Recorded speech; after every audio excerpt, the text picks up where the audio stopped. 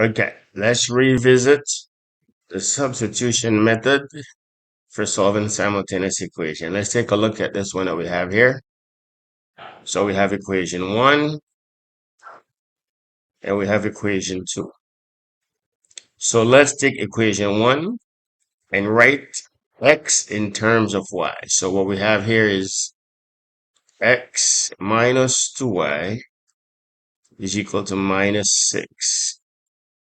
So we want to get x on the side by itself. So we take the 2y and transpose it over on the side with the minus 6. So x then becomes minus 6 plus 2y. Okay, so we transpose it. It was negative on the left-hand side, becomes positive on the right-hand side. So now we're going to substitute that into equation 2. So we're going to substitute x is equal to minus 6 plus 2y into equation 2. So the first thing we have to do is write equation 2 in its original form, which is 3x plus y is equal to 17. So now wherever we see x, we'll put this expression. Okay, so I have 3, and then there's an x, so I'll put minus 6 plus 2y. That represents x. Now plus y is equal to 17. And what we've done here is we've eliminated x. So now we're doing a single variable equation, as opposed to where it was originally, where there was an x and a y. So now we distribute 3 times minus 6 is minus 18. 3 times 2y is 6y. And then there's another y. So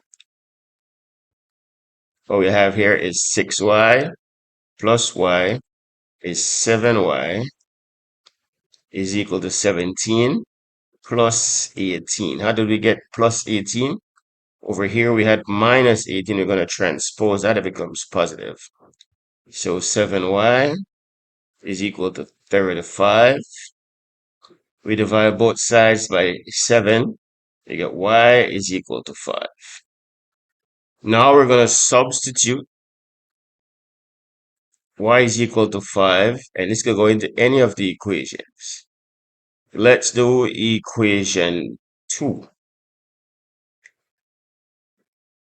So we write equation 2 in its original form, which is 3x plus y is equal to 17.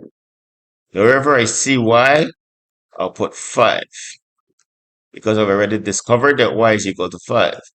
So now this is 3x plus 5 is equal to 17. I'm going to transpose now this 5. So 3x then is equal to 17 minus 5, which is 12. I divide a 3 on both sides. I'm going to get x is equal to 4. So my solution set, x is equal to 4, y is equal to 5, and that's the substitution method.